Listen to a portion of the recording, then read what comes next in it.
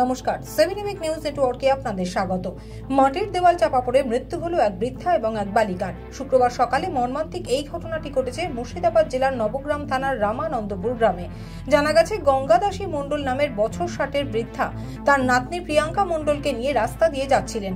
আচমকাই রাস্তার ধারে একটি বাড়ির দেওয়াল হুড়মুড়িয়ে ভেঙে পড়ে তাদের উপরে। ঘটনাস্থলেই মৃত্যু হয় গঙ্গাদাসী মণ্ডলের। স্থানীয়রাই তড়িঘড়ি তাদের উদ্ধার করে মুর্শিদাবাদ মেডিকেল কলেজ হাসপাতালে নিয়ে গেলে চিকিৎসকেরা দুজনকে মৃত বলে ঘোষণা করেন। মৃতদেহ উদ্ধার করে ময়না তদন্তের জন্য পাঠিয়েছে নবগ্রাম থানার পুলিশ। মর্মান্তিক এই ঘটনায় শোকস্তব্ধ এলাকার মানুষজন। কান্নায় ভেঙে পড়েছে মৃতের পরিবারের সদস্যরা। নির্বাচনী আবহে আবারও বেআইনি মাদক উদ্ধারে বড়সড় সাফল্য উত্তর দিনাজপুর জেলা পুলিশের। বৃহস্পতিবার গোপন সূত্রে খবর পেয়ে রায়গঞ্জের শ্যামপুর মোড় এলাকায় রায়গঞ্জ থানার আইসি বিশ্ব রায় সরকারের নেতৃত্বে অভিযান চালায় বিশাল পুলিশ বাহিনী। অভিযান চলাকালীন ইটাহার থানার বইতরার বাসিন্দা মুজিবুর রহমানকে আটক করে তল্লাশি চালালে তার কাছ থেকে উদ্ধার হয় বিপুল পরিমাণে নিষিদ্ধ মাদক, যার বাজার মূল্য আনুমানিক 3 লক্ষ টাকা।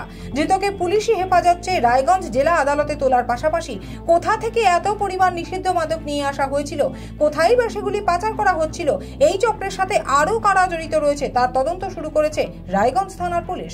আমি মোদি বাবু মহাশয়কে করে বলছি, প্লিজ দয়া করে আপনি জায়গা ঠিক করুন। আমায় যেখানে যেতে বলবেন আমি যাওয়ার জন্য তৈরি আছি।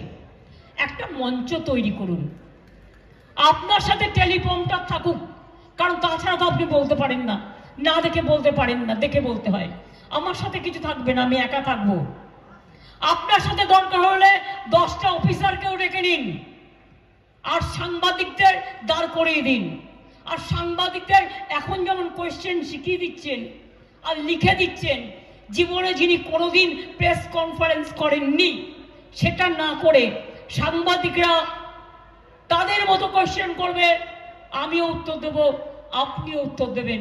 কে ঠিক আর কে ভুল সেটা প্রমাণ হয়ে যাবে। রাজি আছেন? চ্যালেঞ্জ অ্যাকসেপ্ট করবেন? বলুন, হবে?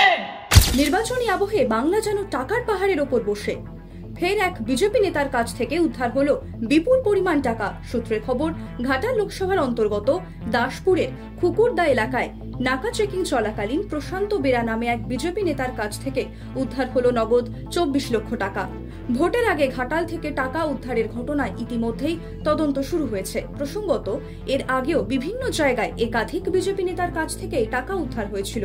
এবার ফের ভোটের আগে আরেক বিজেপি নেতার কাছ থেকে টাকা উদ্ধারের ঘটনায় আবারও অস্বস্তিতে পদ্ম শিবির। काफी दिन पहले मैं चुनाव आयोग के पास दिल्ली में गए, उनको सारे मेरा डेमोन्स्ट्रेशन दिए और बंगाल के हालात बताए। और इसलिए मैं कहता हूँ, ये चुनाव आयोग की निरीक्षण में जब चुनाव हो रहे हैं तो जिम्मेवारी चुनाव आयोग की होते हैं कि सख्त से सख्त कदम उठाए, क्योंकि आम लोग अगर डर की मारे चुनाव में अगर योगदान ना करे तो ये हमारे लिए बड़ा दुख की बात होगी।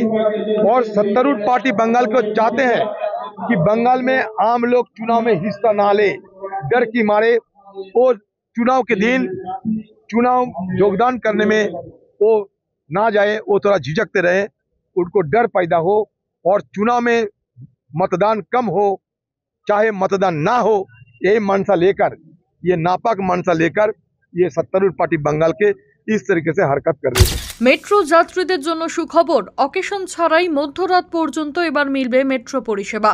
এতদিন মেট্রোর ব্লু লাইনে 2 প্রান্তিক স্টেশন অর্থাৎ দমদম ও কবি সুভাষ থেকে লাস্ট মেট্রো ছাড়ত রাত 9:40 বহুবার এই সময়টি পেছানোর আবেদন জানানো হলে অবশেষে যাত্রী সুবিধার্থে বেশি রাত পর্যন্ত মেট্রো পরিষেবা শুরু করতে চলেছে মেট্রো রেল। আজ থেকে আপ এবং ডাউন লাইনে শেষ মেট্রো ছাড়বে রাত 11টায়। যাত্রাপথে সমস্ত স্টেশনেই থামবে এই ট্রেন দুটি। পরীক্ষামূলকভাবে পরিষেবায় ভালো সাড়া ফেললে পাকাপাকিভাবে এই পরিষেবা চালু করা হবে বলে মেট্রো রেল কর্তৃপক্ষ জানিয়েছে। তবে নতুন এই পরিষেবা সোমবার থেকে শুক্রবার পর্যন্তই পাওয়া যাবে। শনি এবং রবিবার শেষ মেট্রো ছাড়বে 9:40 বাংলাদেশি সংসদ খুনের ঘটনায় প্রকাশ্যে এসেছে সিসিটিভি ফুটেজ। সেখানে নজরে এসেছে রহস্যজনক সুটকেস। এই সুটকেস করেই দেহ লোপাট করা হয়েছে বলে খবর। তদন্তে নেমে প্রশাসনিক আধিকারিকেরা জানতে পেরেছেন এই খুনের অন্তত 2 মাস আগে মুম্বাই থেকে কলকাতায় আনা হয়েছিল ধৃত কসাই জিহাদকে। জেরার মুখে পড়ে খুনের কথা স্বীকার করে নিয়েছে এবং দেহ লোপাটের ঘটনাটাও স্বীকার করেছে সে।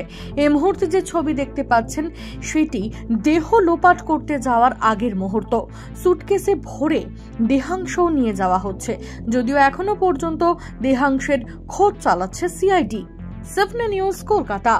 সমস্ত খবরের আপডেট পেতে লাইক করে সাবস্ক্রাইব করুন সপনা নিউজ। সেই সঙ্গে বেল বাটন প্রেস করতে ভুলবেন না। আপনাদের একটা সাবস্ক্রিপশন আমাদের জন্য অত্যন্ত মূল্যবান। জয় হিন্দ।